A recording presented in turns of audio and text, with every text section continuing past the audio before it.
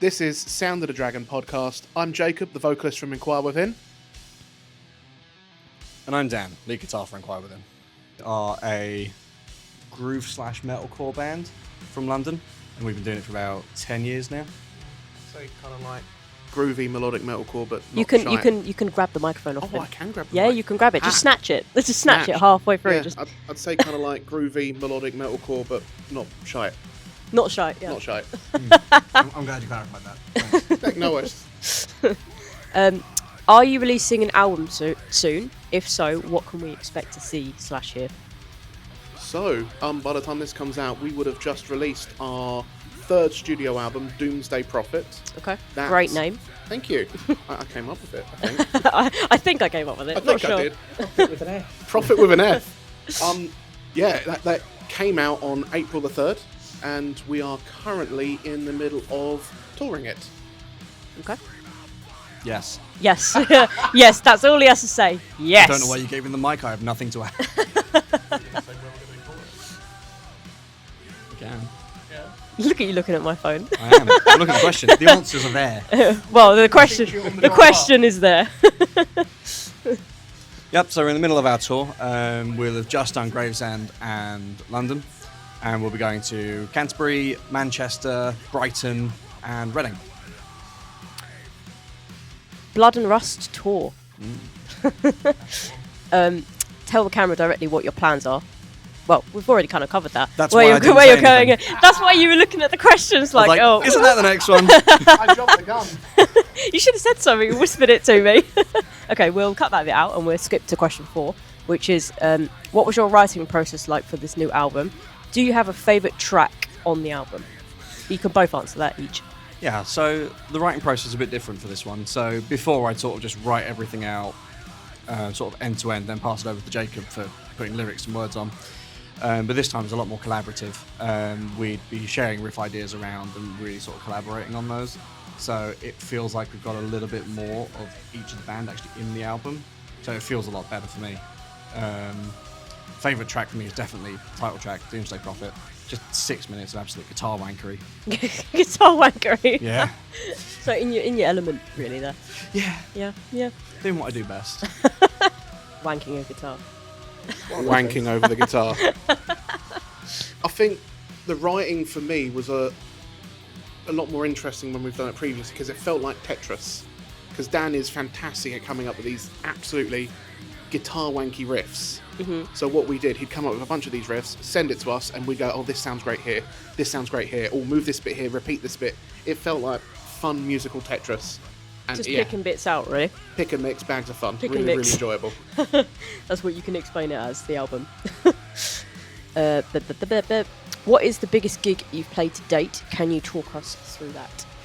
So that was a festival we played, was it before COVID or after COVID? After COVID, has to be.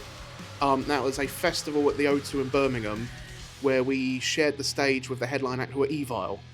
And I loved Evile. They're great. They're so good at what they do. Is that a female vocalist? Evile with old Drake, male vocalist. Oh, am Big I thinking beard of man. Oh, yeah, I'm thinking of a completely different band. It's got a similar name. They've been around since the 90s. Yeah, oh, so no, this is a young band, so I'm like, is that band? They're like a really fucking cool British thrash band, really, really good at what they do. Mm-hmm. I've liked them since they had the song The Thrasher, which came out when I was at school, and I felt so cool going to school listening to that song. That's really sad, but still. And our manager Rob got us, and Howard from Acid Rain got us to speak with the guys from Evile. We got on so well with them off the back of that, we ended up backpacking on some of their gigs on their latest tour. Oh, shit. Which was so cool. Oh my god. Yeah, I don't think I've heard of that band before, which is why I was confused. I was like, who? Female artist? I was like, is that, yeah, completely lost there. When it comes to writing, are your tracks personal to you, or are they made up slash imagined? How far does your creativity with writing go? So are they like personal stories to you, or? Lyrically, I'd say they're all pretty personal to me. I mean, when we started, it was more, let's have some fun with some cool imagery, but without sounding pompous, when I've matured a bit in writing, I've become an adult, it's more personal things that maybe I see in the world, things that I don't like, and things that have happened to me. It's very personal at times. But for you, Well, I mean, you're talking about personal, I think. On an album, there's a song called Hollow, which he wanted to make into a love song, which is an interesting choice for a metal song. You know, it can be done. And he came with these lyrics, and they were shockingly shit. I tried to get him to rewrite them like 4 times. Like, no, they'll work. We did the demos, and lo and behold, they were awful. So that night, well, I just drink like half a bottle of whiskey or something, and then just go, I hate these, and just rewrote them from the perspective of struggling to write a song. It came out pretty good, actually, but that sort of like self-hatred and mini depression spiral you went into really helped you. yeah, I sent you the lyrics, and you responded with just, "I love you." I love you. Aw. That's kind of cute in a weird way. So in terms of like creativity, I think we were talking about this on the way, because we don't tend to stick to one sort of style. Across our album, we've gone through sort of like a thrash phase and like a proper groove metal phase like Lamb of God, and we got sort of cycled back to metalcore. But we really do go with the rule of cool. If it sounds cool, it will stick. Yeah. Like in Doomsday Prophet, there is a 90 second clean You nearly said section. 6. Yeah, 90-second clean section that our drummer was just like, there's nothing in this, there's no drums, what are you talking about? Get rid of that. I went, no, wait for it, it'll be cool. And then Ariam did loads of production stuff and just loads of like sci-fi sound that's really made it come to life. It's fantastic. So yeah, if it sounds cool, it is cool. It sticks. Even if it was like the shittest song in the world. I mean, technically there are 2 answers to this. Oh no, we didn't write that Grab together. Grab the microphone. That song we did not write together. What was it called again? Shrek is Love. Shrek is Love. We don't talk about that song. No, we do talk about No, it. no, we do not. We do not. It. That song does not exist. I think the first proper song we wrote together, we still play live today, and it's called Bloodlines. And that, lyrically, is based off the video game and board game franchise Vampire the Masquerade. I don't know if you've heard of that. I've got a nod. That means you've heard of it. I'm proud. Ant's heard of it. I Yes. haven't, but Ant has. It's based off that because I was really, really into the Masquerade Bloodlines. Is it called Vampire the Masquerade Bloodlines? I think that's what the game's called. Yeah.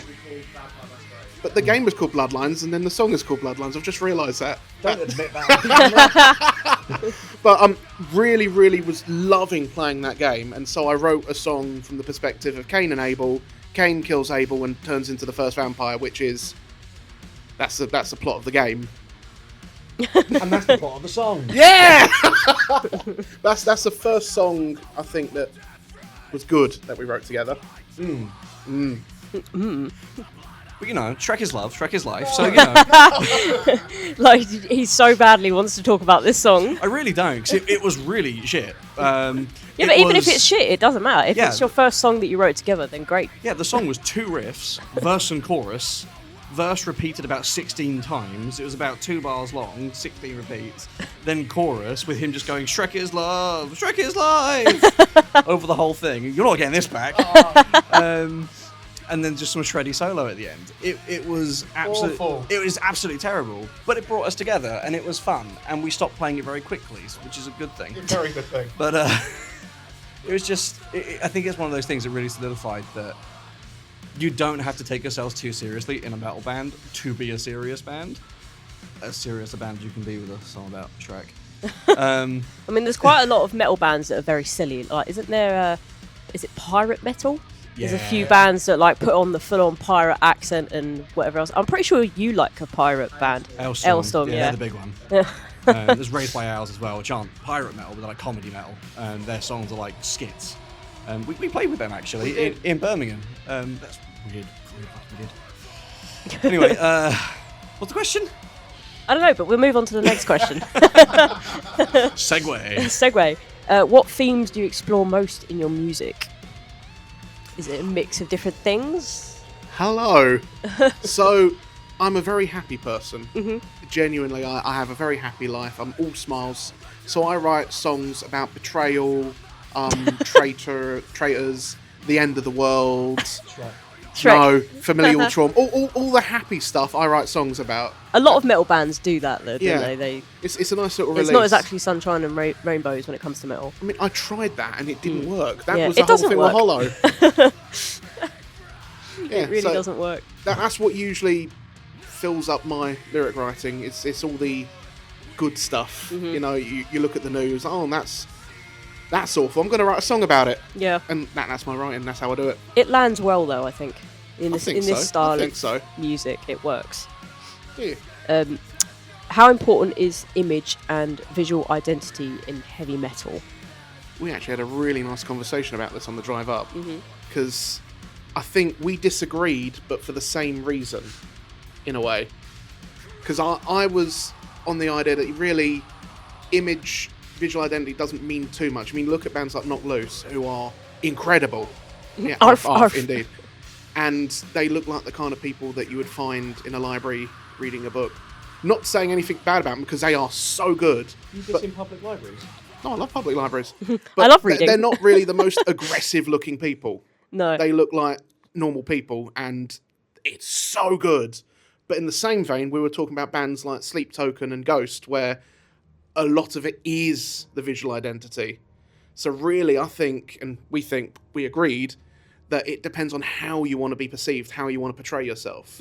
So if you're Alice Cooper, if you're Sleep Token, if you're Ghost, and you want to make that spectacle the part of your show, then it's so important. But if you just want to play some music and have a great time, then it's not really as important. I mean, our visual identity right now, we're both wearing black jeans, black shirts. Like most metal bands. Like most metal bands. That is that visual identity. But in the same vein, I mean, yeah, we don't need to have the... Do you have a stage production, like a theme running when you're on stage, or do you just play? Just sweaty. We've You got just sweat cool the whole lights. We have very cool lights. Yeah, very cool lights. That's about it. Cool lights. Do you have like some bands have like a big projector with like a visual on in the background? Do you have anything like that? I'm only taking this so I can say some words. That's the idea, yeah. Yeah, you can answer this. No, so we sort of subscribe to play good music, have fun, and that's always been our philosophy, is if we're having fun, the audience will have fun, unless they hate us, which is really nothing to do about that. And people tend to have fun. So the whole visual aspect for us isn't as important. There are some cohesion things, like our bassist is really not a metal person, so we have to stop him wearing the Hollister occasionally, but that's about it, really. What message do you... I've said that really weird. Message. What message do you want listeners to take from your music?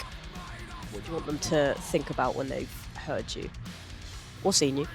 I don't write lyrics, I don't know why I'm holding this, I knew what the question was. Yeah. You've been looking over my shoulder looking at the questions the whole time. That's another conversation we had on the drive up. Did you just talk about this entire interview on the way back? Would you believe we did? Yeah. Yeah, only about an hour.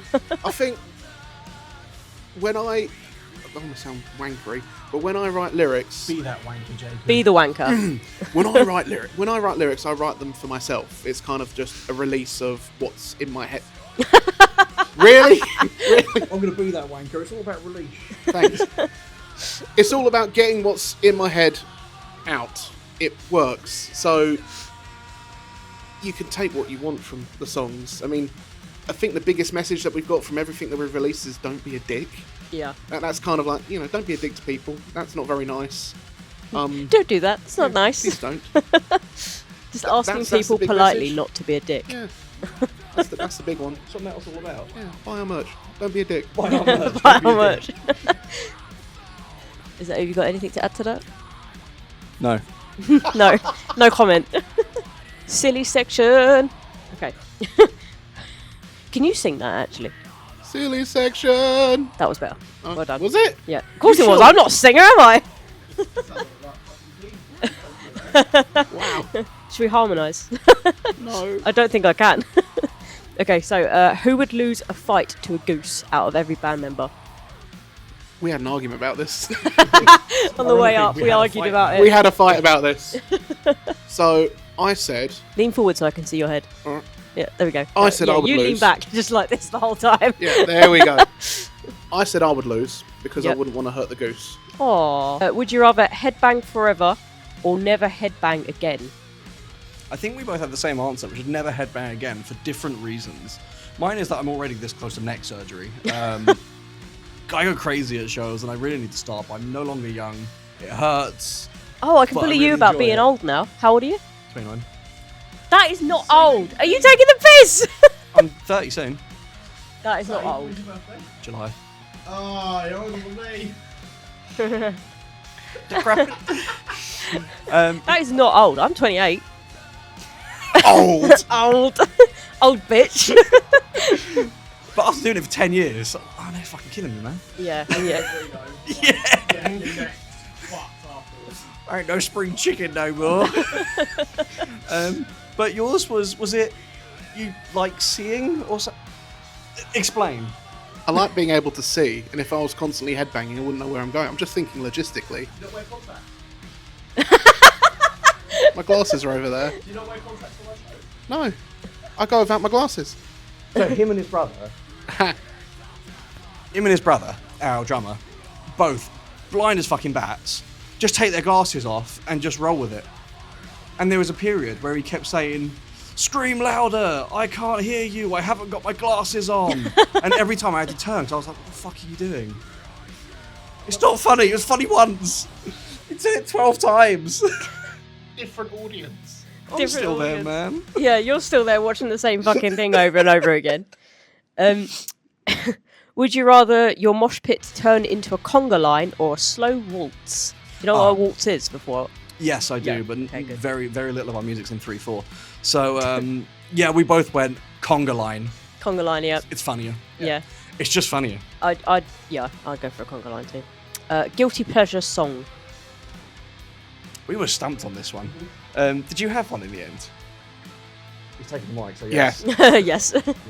Well, I was going on the high horse and saying no, because why would I feel guilty about listening to a song? Wanker. And then you said Seabat. What the fuck is that? It was Tell the story now. Oh, story time. There was a popular Reddit thread a few years ago from a lovely lady who was saying, I dumped my boyfriend because of his sex playlist. There was a particular song that he kept playing while we were doing the deed, and I couldn't deal with it anymore. I told him to stop. And then one night when we were doing the deed, I noticed he was moving in that particular rhythm. The song goes like this. Can we just play it really briefly? Yeah, Can you can we? play it on your phone. Yeah, grab your Get phone. your phone, do it. We're rolling. We're rolling. Still rolling. Oh, I wouldn't roll for this. We're Limp Bizkit, You'll we're rolling. need to roll for it when I find it. Well, you kind of need to keep rolling because it's... Seabat. Oh, cool. Seabat. It's got like one bar. No Wait, signal. that's it. That's There the is one. internet here. Mike time. It's going to be very loud into the mic. Hopefully we don't get copyrighted for this.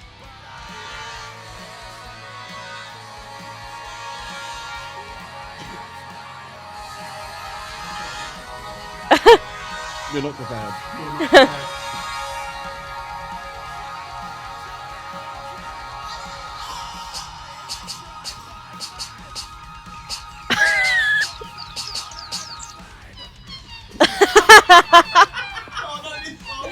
Oh yeah, I've seen this story as well, actually.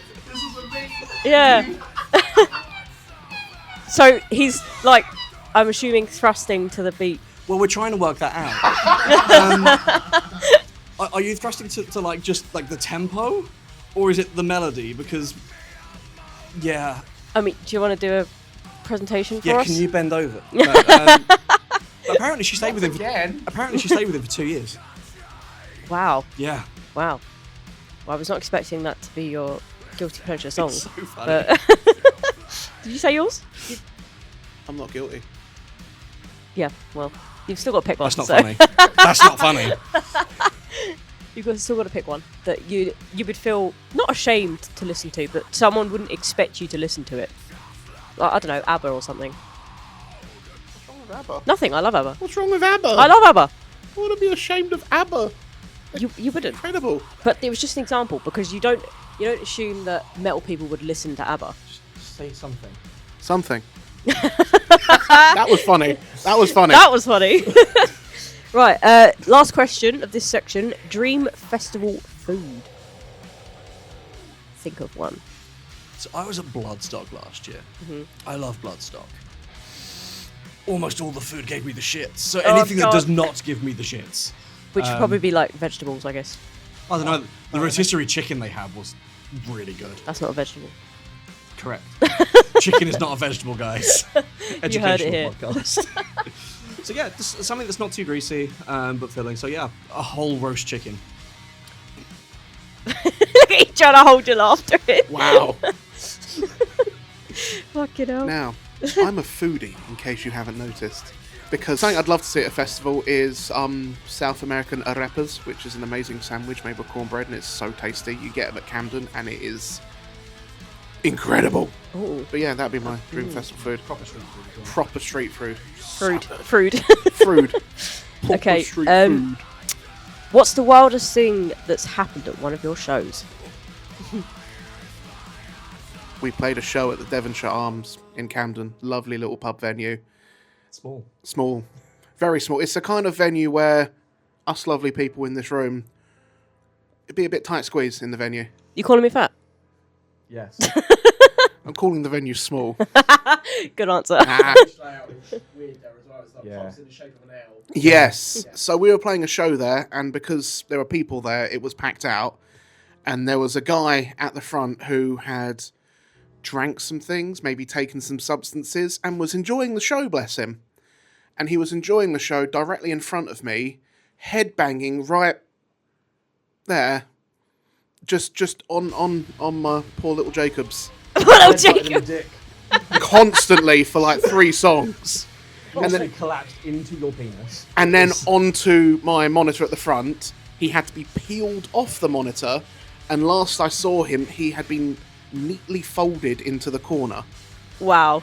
And so whenever someone mentions, "Hey Jacob, do you want to play a gig at the Dev?" I get a little tingle. A good tingle or a bad tingle? Bad tingle. Bad tingle. I love the venue, but I don't think my little guys could handle it.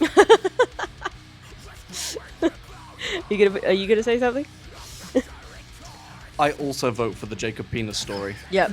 That's where your vote goes. Okay. Yep. Would you rather tour non-stop for a year, or I put of instead of or spend a year perfecting one album? Everything I write is perfect already, of course. Narcissist. Absolutely. No, I'd rather tour for a year. I think that'd be sick. Non-stop though, no break. Don't get me wrong. Get absolutely shattered. Take way too many caffeine pills. But I really like playing live. I don't mind doing it sort of day after day after day, although it would be exhausting. But as long as they're like decent shows, don't have to be big, just like good people at those shows that are really getting into it, then yeah, that's me. Do you have a different answer? Yes. Yes. Whoa. I would love to spend a year just perfecting an album. I think that'd be so much fun to do. Like I enjoyed being in the studio when we made Doomsday Prophet. It was great. We were only there for about 2 weeks, week and a half, 10 days, week and a half, and it was great. Imagine if we did that for a whole year. We'd have something that would be the best thing we ever made. I think it'd be so much fun. I think you can overcook a song, but Overcooked. I think you can overcook a song, but 12 months, month a song, that's a lot of cooking. Would you rather share one tour bus forever or always drive separately? I mean, I don't know if you drive in a big bus, but I don't know what you do for tours and gigs. yeah, Jacob, tell us about driving. I can't drive.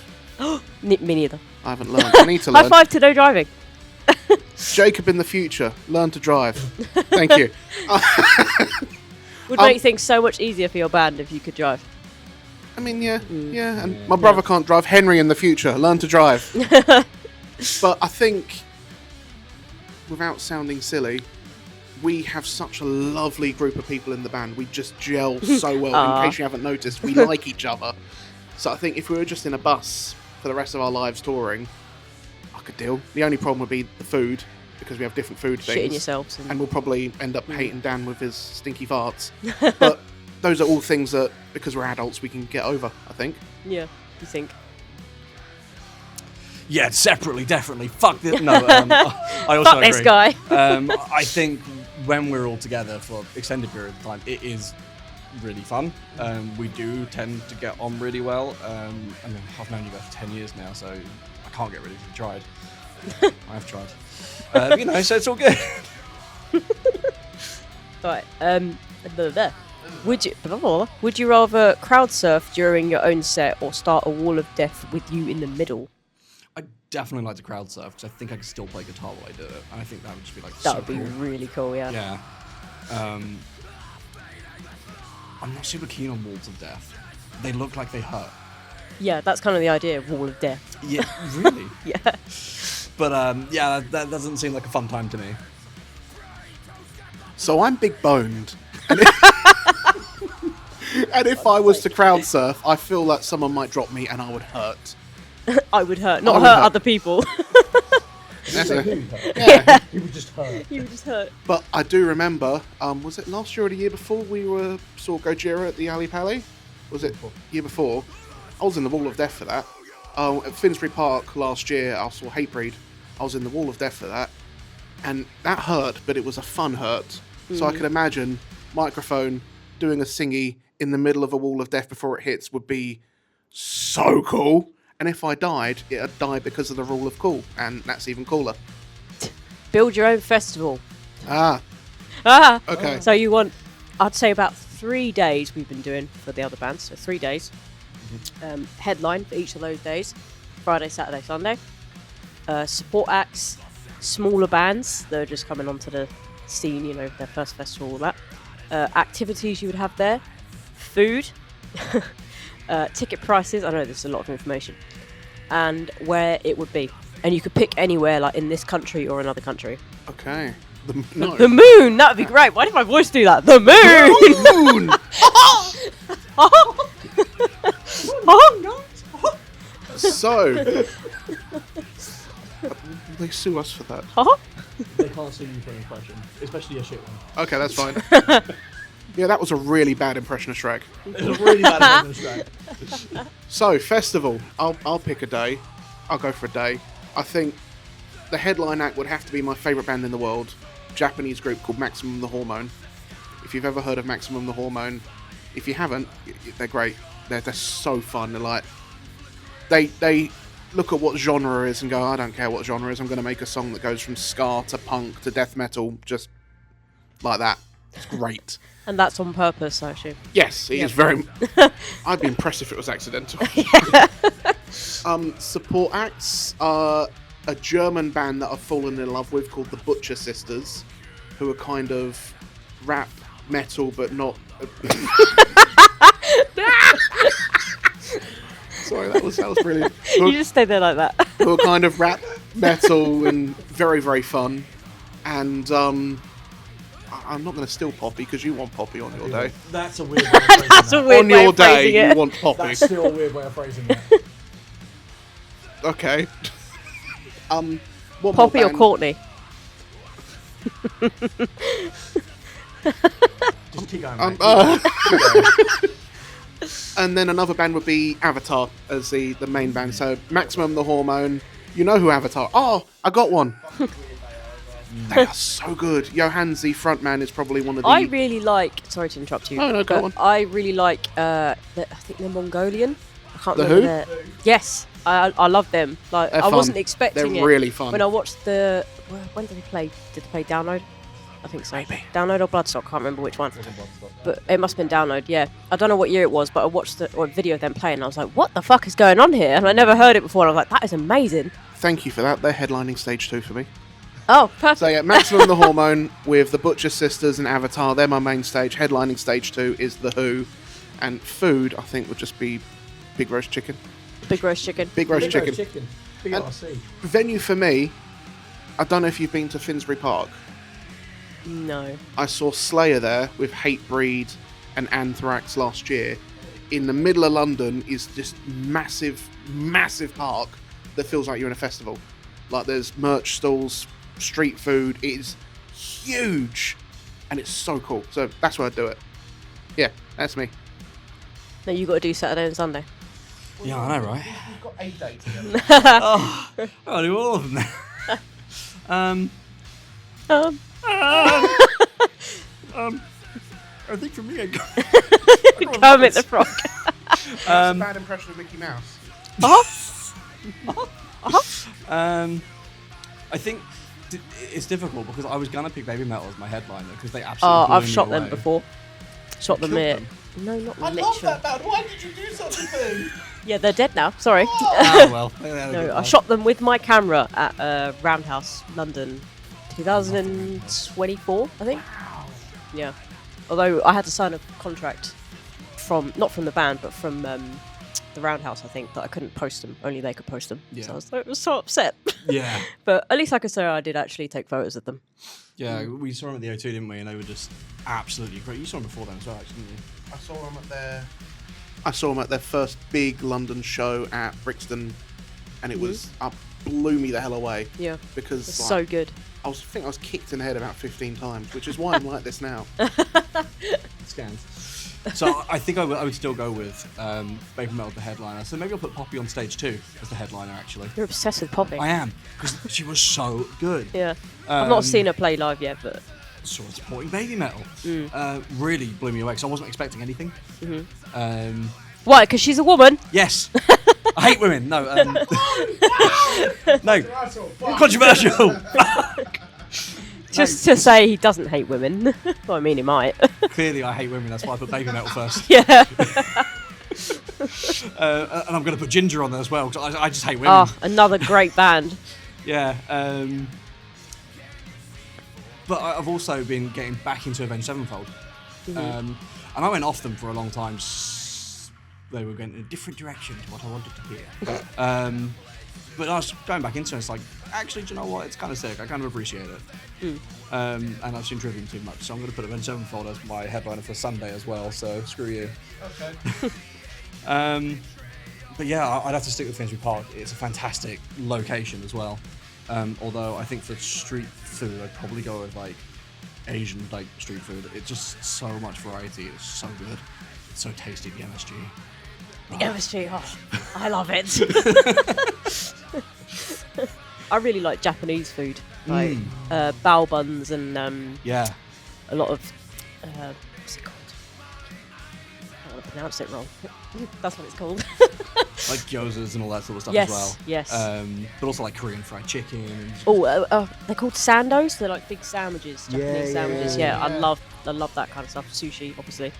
Yeah, I mean, maybe don't do sushi at a festival. I feel like that's a recipe for Disaster. food poisoning. Yeah, food poisoning. Food poisoning and shitting yourself. The real festival experience. That happens a lot at festivals anyway, so you should kind of expect it. Put Machine Head on stage 2. Why not? It'd be funny. It was so good at Bloodstock. Someone put Taylor Swift on with Bring Me to the Horizon. Okay, that's Yeah, a choice. yeah, that gets repeated quite a lot.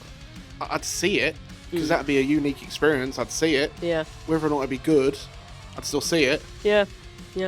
I nearly forgot your name. Who are we? Who are you? That was Sound of the Dragon with Enquire Within. We will see you in the next episode with Lowdown. Bye. Say bye, guys. Bye, Bye, guys. guys.